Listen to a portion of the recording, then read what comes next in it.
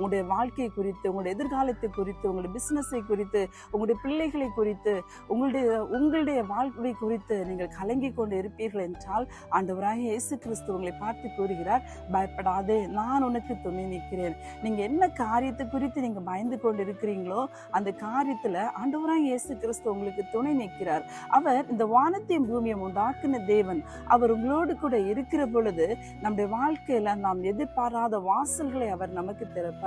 நாம் எதிர்பாராத நன்மைகள் நம்மை தேடி கடந்து வர அவர் செய்வார். ஆகவே இந்த காலை வேளையிலும் நீங்கள் உலகத்தில் உண்டான எல்லா போராட்டங்களை மேற்கொள்ள வேண்டும் என்றால் அவரை நோக்கி பாருங்கள். அவர் சொல்லுகிற ஒரு சத்தத்தை உங்களுடைய செவிகள் கேட்கட்டும். அவர் உங்களோடு கூட கூறுகிறதான வார்த்தை, பயப்படாதே, நான் உனக்கு துணை நிற்கிறேன் என்று சொல்லி அன்றைக்கு இஸ்ரவேல் ஜனங்களுக்கு துணையாக நின்றவர் இன்றைக்கு உங்களுக்கும் எனக்கும் அவர் துணையாக நிற்கிறார்.